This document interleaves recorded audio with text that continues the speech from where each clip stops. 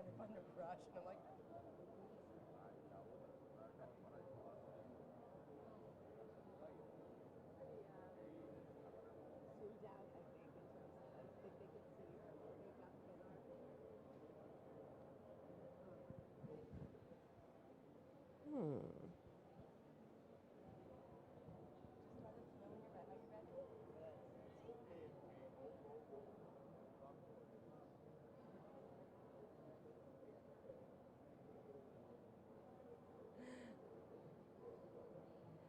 Hi, my name is Elizabeth Gilmore.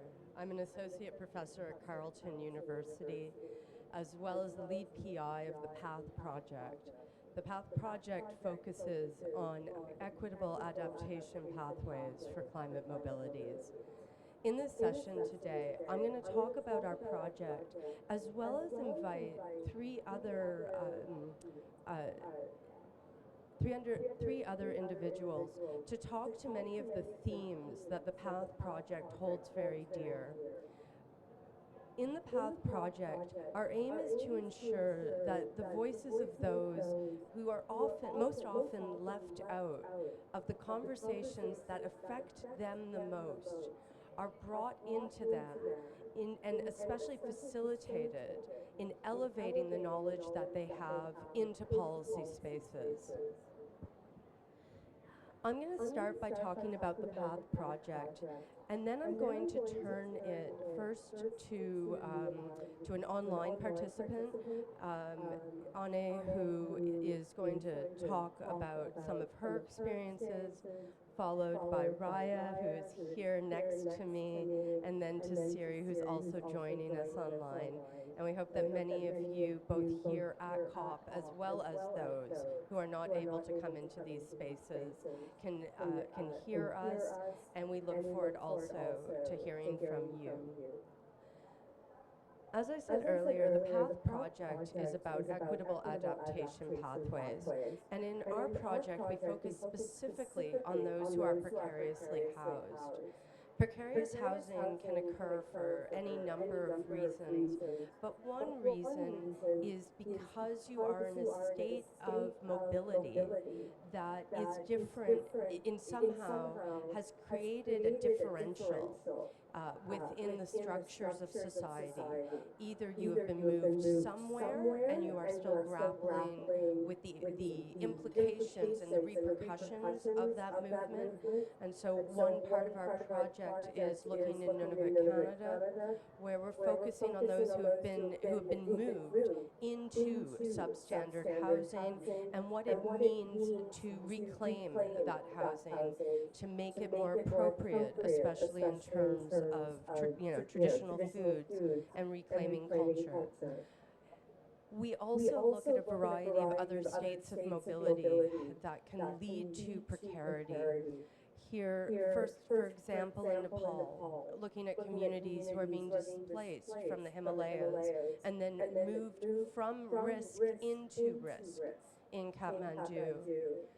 We follow also by looking in the informal townships in Durban, South Africa, and here evaluating how people again have moved into risky environments for livelihoods, but can also continue to rely upon their knowledge and their traditional spaces to buffer them from those risks.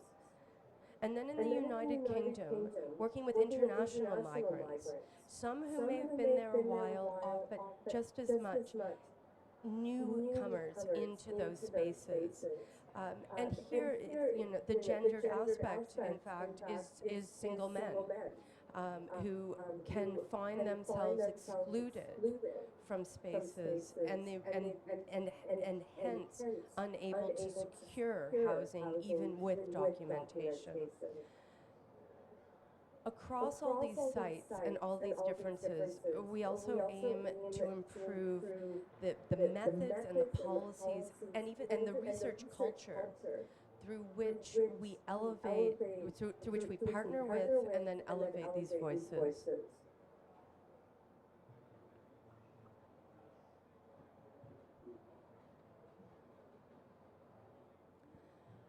One of the main ways that myself and my colleagues have been managing this is by turning to arts-based and participatory approaches. And so we have a large team, in part because we're covering these different locations across the world to try to draw out commonalities, but also we want to ensure that the approaches that we're using are also resetting some of the epistemic injustice that can be caused by the research techniques themselves. So if we go to the next slide. So this is actually an example of some of the ways in which policy has tried to bring in voices, and you can see that largely what in these spaces we often talk a lot about indicators, and so there are indicators that relate to adaptation and climate mobility, but largely they're focusing just on observable states. Is it internal migration? Is it international migration? But they're really not capturing the priorities of those who are on the move. And so while some of this relates to divergences in understanding, it can just as much relate to how the knowledge is generated and whose voices are heard. And I think this is where the PATH project and myself and my colleagues are really trying to push in terms of how we can bring the knowledge and the priorities of those who are on the move into these indicator spaces. And so as I said, we've been really focusing even, I sort of like to say, on more than voice. And so you see here some documentation from some of the workshops that we've been partnering with. For example, using dance, using theater, using Play-Doh, and all sorts of other techniques, so that it's not even just what you can say, it is also all the ways in which communication can be brought out, ensuring that, again, we're not just hearing what we want to hear, but rather trying to create spaces where we are also, as researchers in those spaces, learning together about these priorities. It may then seem that perhaps part of our challenge is then, what does it mean to bring these voices then back here? In what ways can we do that without losing the context? And also, in what ways can we do that while continuing to ensure that ownership over these knowledges continues to rest with the communities, and that they are continuously the ones who decide how this is used or not used. And I think this really sets up a little bit of a challenge then when we think about a space like this, where we believe in some ways we all know what indicators mean, and yet we may still be falling very, very short of exactly some of the goals that we have, which is, and I think really espoused by the SDGs, and that's why we were so happy to be at the SDG Pavilion, really that this is for all. So I'm going to end there. Those are my reflections, and I now want to turn it to the other voices that we have. And Anya, I think we're going to ask you to turn on your mic and to come in here and share your reflections on these types of themes. Thank you, Elizabeth. I hope that the audio is working. So, tēnā koutou, greetings everyone. My name is Anya, calling in from Aotearoa, New Zealand, and very grateful to have the platform and for making this type of remote participation possible. I'm a disabled person and have been involved in one way or another in and interested in the nexus of climate justice and disability for about a decade now. But I just wanted to share, I guess, a few reflections on this particular theme around mobility from, I guess, a disability perspective, just from some of my observations throughout journalism and research and relationships with friends. So I think one of the interesting things is that there's a lot of different scales of mobility being able to move or not being able to move. Um, if we start with not being able to move, like I think of Angela Frederick's book, which is coming out at the moment, which I've had the chance to read, called Disabled Power. Um, she is a blind sociologist and talked a lot about Winter Storm Uri, wrote a book about that and disabled people's experiences. For example, and you have a lot of people hunkering down in bed, um, but also in an embodied way in a lot of pain or like literally unable to move with the extreme cold and no power, for instance. And then on like the other, if we go right to the other end of the scale, you have things like Amnesty International just put out a good report working with Pacific communities talking about multiple aspects of the need to be able to migrate with dignity or stay with dignity for people in the Pacific Islands facing the sort of hideous degree of climate impacts. But one of those is related to the immigration discrimination we have in Aotearoa, New Zealand, where I live, and in Australia, where disabled people are explicitly considered cost burdens in our immigration policy. So that's leading to situations in the Pacific where families are migrating, but they're forced to leave their disabled family member behind. Um, so that real um, amplification of the ways that disabled people are being placed at social risk in vulnerable situations due to state-sanctioned migration policies.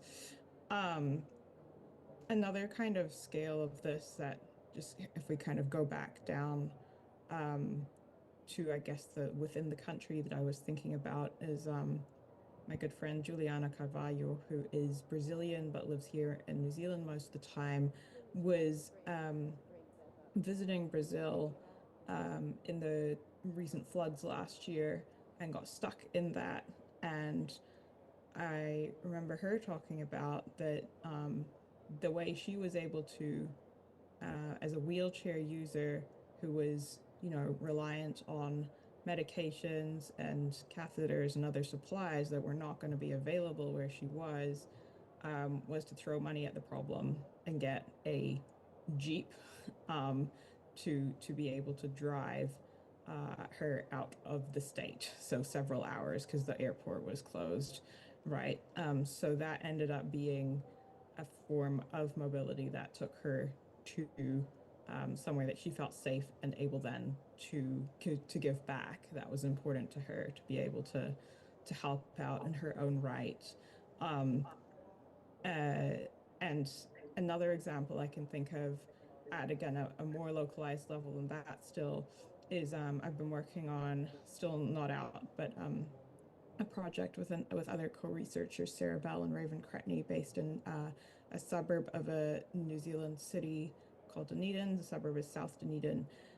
So it's very low-lying flat land there, right? So disabled people in theory can move around more easily. Also, it floods more easily. But some of our participants there's a couple who one has low vision but some usable vision, and the other one is a wheelchair user, and they've been fundraising to get an e-bike, which actually you can put a manual wheelchair onto the front of that e-bike, so you can have two people, one person driving it from the back, and then the wheelchair on the front, so that wheelchair user can sit in their chair, and the difference that that would be able to make for this couple would be huge, because they want to have an assurance that if it floods again where they are, that they would actually be able to evacuate without being reliant on assistance, which might be difficult to obtain in the situation of a flood, as well as on other day-to-day experiences. But to get out with um, the wheelchair user's wheelchair in tow rather than having to leave that behind. Um, and of course, one of the other things that comes up a lot for disabled people, which Elizabeth has already talked about, is just around the accommodation insecurity that can also often happen in the wake of disasters, and it can be particularly aggravated for people who, need more accessible accommodation or need routines. Um, so there's, lots of different scales there. So as you can probably tell, I'm not like an expert on climate mobility and disability from any sort of coherent theoretical lens. But I hope that those examples start to kind of paint a picture, because I guess one of the themes that I observe is that a lot of things are mediated by the ability to have either social policy responses that enable mobility or money. And so a lot of these aspects, are able to be contingent and are able to be improved on. Thank you.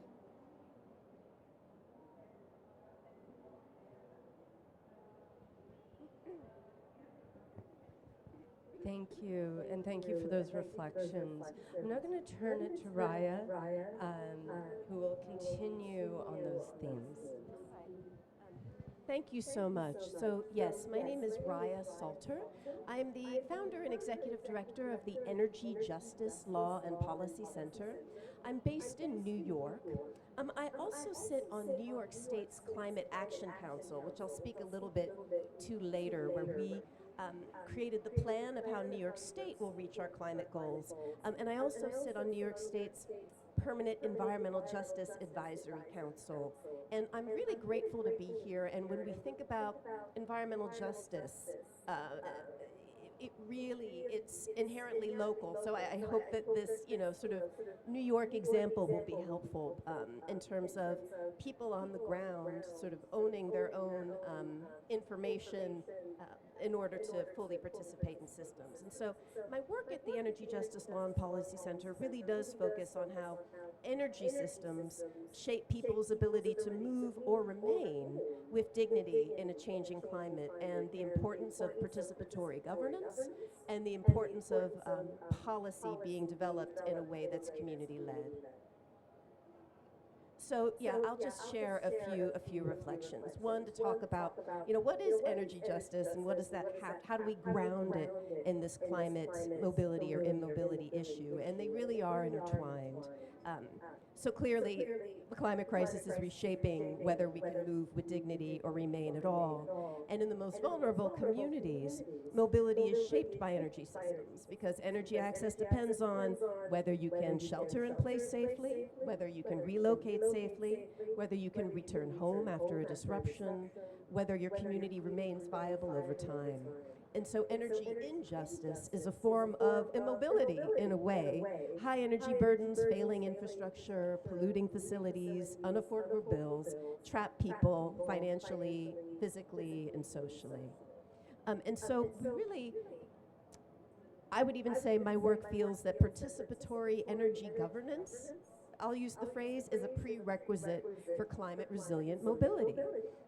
This means that people need to be involved in the conversations of where we site energy infrastructure, where we site even transmission corridors. I can speak to New York's energy transmission process and how we're trying to bring more community voices into that, how renewable energy is deployed, how the grid is mobilized.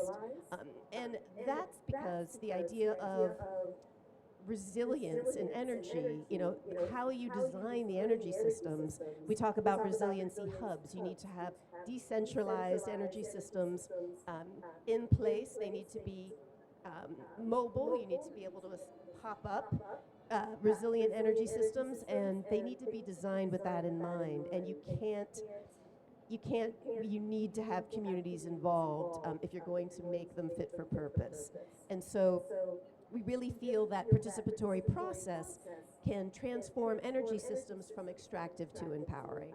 And so I'll briefly talk about an example of that, which is the New York climate process. So yes, it's a New York State law, but I hope this will be a helpful example. So in 2019, activists passed what's known as the Climate Leadership and Community Protection Act, which established very ambitious goals for New York State in line with what the UNFCCC and others say are the goals that we need to meet to address the climate crisis. But the true innovation of the law was a participatory governance model.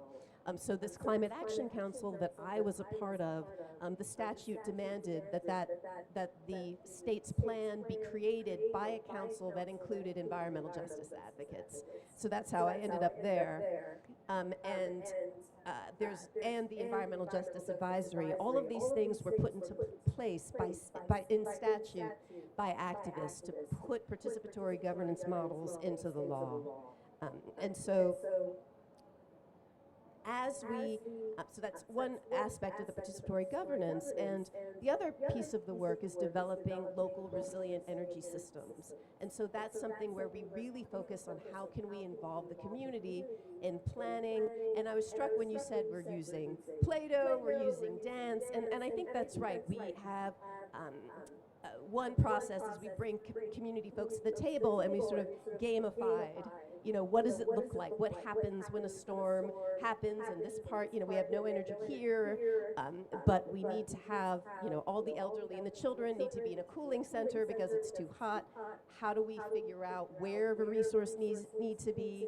What are the, how do we figure out who are the people that we need to get to? Where are the disabled people? Where are the young people? And so we gamify that to get that information. And then we need to put community folks in the actual lead as these things are going on. Mobilities are not just about movement, they're about power. Ability to move or stay depends on energy reliability, access to cooling and heating, accessible transportation, electric mobility systems, emergency communication, social belonging. And so without thinking about energy justice, climate adaptation becomes another form of displacement. And so I'm so excited to hear about this work that you're, in these technical and scientific processes that you're thinking about. How do we go beyond top-down policy to include community voices, citizen science, and really appreciating community folks and community leaders as experts in their own right. So I'll stop there and turn it back to you. Thank you so much.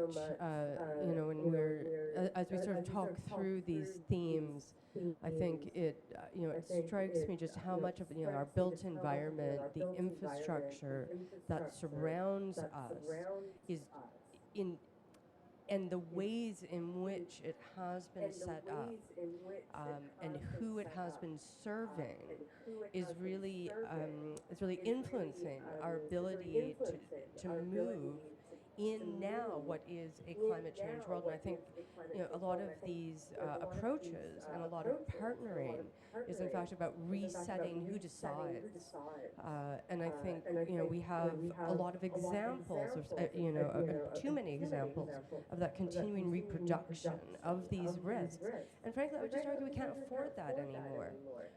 And I would also add to that when we develop sort of these calls for these different ways of conceptualizing infrastructure, infrastructure that is built for people who have disabilities is in fact also going to be an infrastructure that will be more secure for those without. And I think in that way it really starts to become transformative. So yeah, Red, thank you. And thank you, Anne, for also really reflecting with us on those broader links across these structures. I'm now going to turn it to Siri. We're going to go back online. Hello. And Siri, I'm now going to...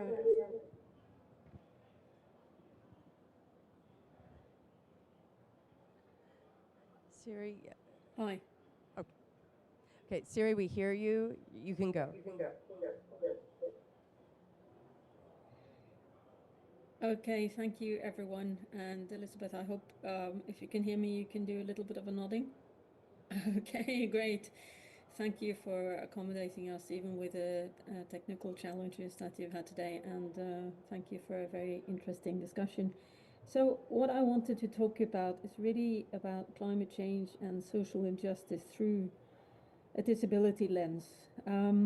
Because what the disability lens allows us to do is to understand how underlying social injustice underpins vulnerability. A sort of long-term social injustice that not only leads to vulnerability situations at a time of, for example, climatic event like a flooding, but leads to a long-term marginalization of livelihoods. And there's also another layer of epistemic injustice, which has to do with how science and policy discourse tends to frame out or not engage with the lived experiences where these injustices manifest. So there's an epistemic sort of injustice when experts define what matters and defines that sort of who is vulnerable and what matters in terms of their vulnerability and what is framed out. I want to move to some examples from some exploratory research that I've been part of in East Africa to link this a little bit to the on-the-ground vulnerability and adaptation situations. So, for example, one aspect of mobility in pastoral and agripastoral societies, migration with cattle or with livestock is extremely important in order to cope with drought situations and fluctuating climatic conditions.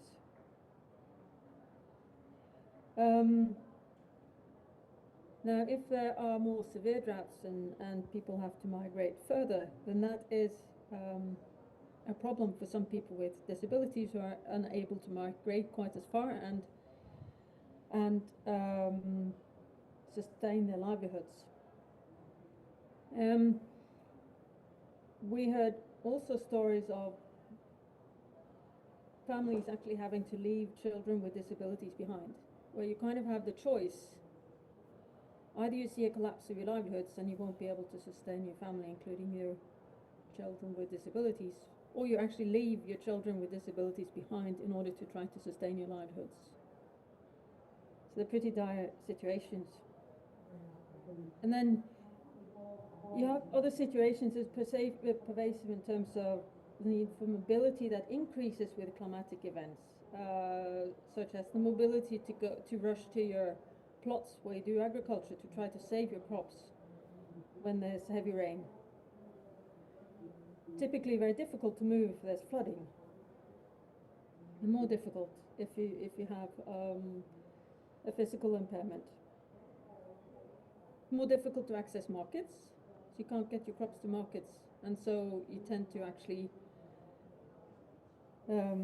have to pay more for the food that you buy, and you get less for the crops that you sell. Another aspect of mobility is that migrating for remittances to towns and so on is a critical way that people get incomes during droughts and other climatic events.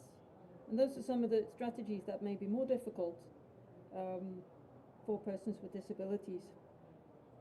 Now, what tends to be the case is that labor and mobility are critical inputs to many adaptation strategies, and especially those adaptation strategies that will gain a somewhat reasonable income. And so many persons with disabilities, the strategies that are available to them are often much more marginal. Another interesting thing, well, I shouldn't say interesting, it's heartbreaking in a way, but if we look at adaptation support or projects for development for adaptation support, it's implicitly often aimed at making people self-sufficient, like to be able to help themselves. So kind of helping people raise themselves, but there's a high threshold, and often again, it means you need to invest the sort of labor or economic means that people may not have. That basically means that many people are not considered. So in a way, the added labor of disability is reinforced by the invisible labor of adaptation, the invisible labor of adaptation being the extra work that you have to do in order to adapt. And so we see that people are excluded from consideration and support, and only those who require fewer adjustments are included either in projects or even in decision-making processes. And then what really struck me in terms of this long-term dynamism is, of course, economic opportunities and livelihood opportunities are also dependent on education levels. And in many of the poorer and rural areas, if there's, some children with disabilities, or most children with disabilities have no assistive devices whatsoever, which means to get to school, you have to crawl on the ground. If there's a heat wave, they may be crawling on hot ground and actually injuring themselves. If there's rainfall, it may be slippery, and flooding means it's dangerous to try to get to school. And so you see a lot of children actually dropping out of school. Of course, this is reinforced with the fact that it's very far to go. Often schools won't admit children with disabilities, or they have to travel, or they would have had to travel very far to get to the schools that would have any accommodations, and the travel in itself is prohibitive. So what we see is this long-term marginalization by not having access to education, and then not having access to many of the better paid jobs. Now, the long-term injustice, of course, is also in the fact that in the Norwegian context, it would be unthinkable that a disabled child doesn't have a minimum of assistive devices, like crutches. They're basically throwaway implements, whereas in other contexts, it's only sort of the better part of society that would actually even have crutches. You might just have a wooden stick. That makes a big difference if you're trying to negotiate flooded areas or slippery areas, let alone wheelchairs. So, to conclude, and returning to the epistemic aspects of social justice, lived experience knowledge is important for countering epistemic injustice. So it's important for countering this tendency of thinking of adaptation as making individuals resilient enough as the temperature rises. So it's a sort of a policy discourse that we often have about fixing the vulnerable and making them resilient enough as the climate changes, rather than addressing the social injustice, the marginalization processes, along with the fossil fuel-driven consumption among privileged few that's actually driving climate change. So the processes that put people in vulnerable situations tend actually to be sidelined somewhat when we talk about adaptation and adaptation efforts that somehow slip into how can we fix the vulnerable. So rather than seeing vulnerability as an abnormality to be fixed, there's a need to take the lived experience knowledges as an entry point to understanding social justice and how it permeates climate change. Thank you. Thank you, Siri, and thank you for bringing those perspectives. And I think really the work that you do and those perspectives, both I think rooted in the global south and also in the global north. And thank you. I'm now going to turn it to my colleague Debbie. And Debbie, I'm going to ask you, as you're speaking, to also help us maybe thread some of the themes that you've heard across these topics, across different methods for participatory engagement, as well as your experiences both in global south and global north context, and bridging as well. So with that, thank you. Okay.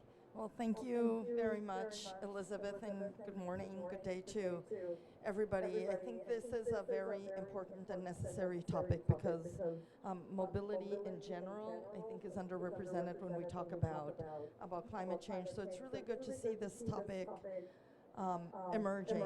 So I think I'm just going to say that when we talk about climate justice and inclusion, we need to have an intersectional lens. We hear a lot, for example, of the need to include women and youth and indigenous peoples. And this is not to say that that is not important, but we need to think of the intersectionality that women and youth or indigenous, for example, are not just independent groups or homogeneous groups either. So when we're designing strategies that address inclusion, intersectionality has to be at the center, because otherwise we risk excluding subgroups within these. So having said that, I think that discrimination, of course, and stigma also plays an important, sadly, an important role in that we tend to have an image of what normal is. In the case, for example, of either visible or invisible disabilities, is what a normal body looks like, and then we tend to shape solutions around that. And normal, I guess, would focus more on the majority, for example. So even myself working in the climate adaptation sphere, and I think these are some of the discussions I've had with Siri, is how this normal is highlighted and how adaptation options tend to favor ableism. Because if we look, for example, at different adaptation options, such as early warning systems, we assume that everybody can listen to the siren and get yourself to a shelter, which is, I think, what these different challenges to move to shelter, to go to safer spaces, is what we've been hearing. Of course, the other side of the argument that you also hear is that, well, it costs more, and you want to have the greatest number of beneficiaries for the budget that you spend. I mean, this is a very common counter argument, especially when you have specific indicators. And that's why it's so important to have indicators that talk, for example, about how you consider displacement and migration and mobility, both for visible and invisible disability. Because as long as you don't enforce having those indicators, you can't measure. And then you think, oh, I'm helping so many people, and you might not be helping the most vulnerable or the most marginalized, and therefore risk marginalizing even more the marginalized populations, which is something that also came out in some session earlier in the week about this difference between the words vulnerable and marginalized, both how it's used in practice and in the negotiations. And I think there is this big difference of who has power to do what and who is empowered. Right? So I think a little, and this goes back to the participatory processes, that disability or mobility is not included if you don't invite that segment of people, because you just don't think of it or don't focus on it. So participatory processes and the lived experiences that Anya and Siri talked about, or that Raya has been leading, even including through arts, should include everybody. Even, yes, maybe you need to find the venue that's wheelchair accessible, or that you can have a closed caption or something. Yes, you need to, or sign language, for example. But I think these are the investments that are needed to make these participatory and governance approaches useful and successful. I mean, useful for the recipient, obviously. And I think that some of these smaller actions can help enable this transformation. I know that throughout the week there's been a lot of discussion on what transformational adaptation means, how it's framed in science and IPCC assessments, for example, but how that some of these, what could be smaller actions, like having elevators or ramps, for example, can be transformative for the people who need them, because it enables them to have a participation. And I'll just add also that while we've been talking a lot about working in the communities and with recipients of projects and end users, I think we also need to think of the mobility issues and displacements and visible and invisible disabilities of researchers, of scientists, and of practitioners who have also been stigmatized and in some cases discriminated just because they are viewed as not able. And it goes back to this definition of what is normal, because they see that maybe you need more time to walk somewhere or need special assistance, and you're considered a burden.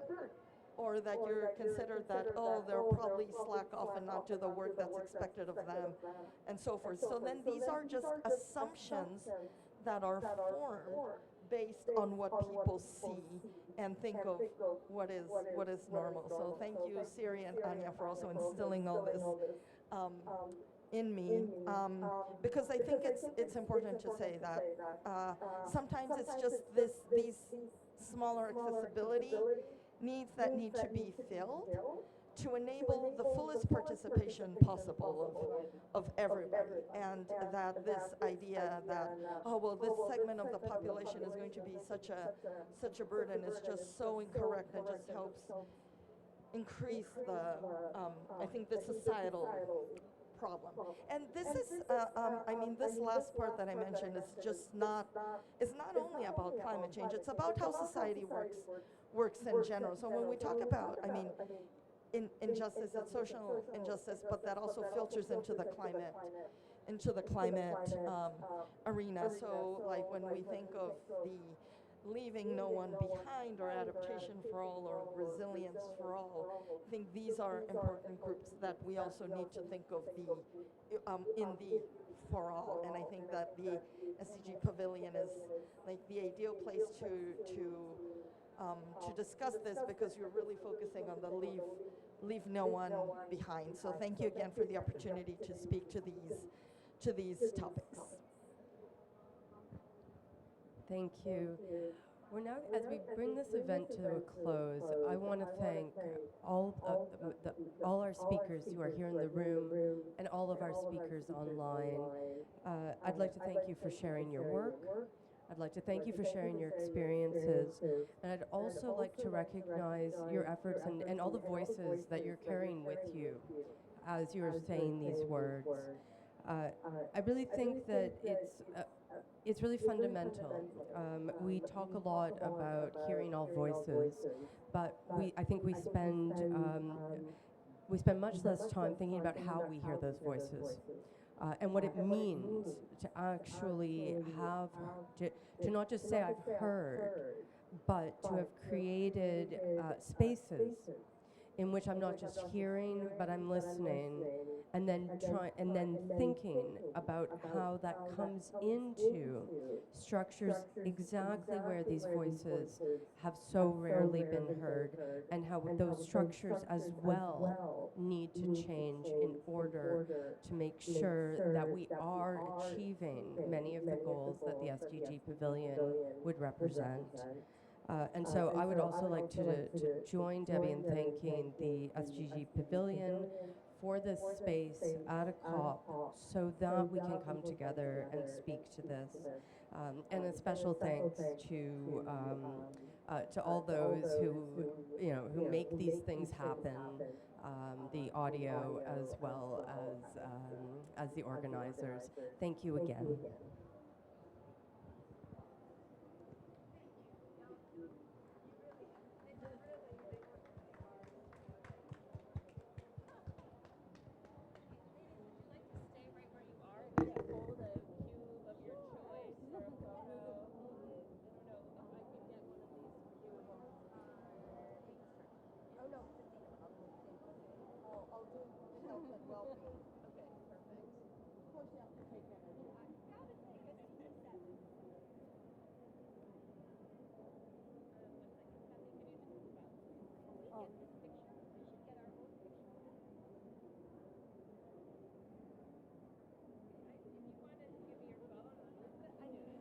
I feel like I'm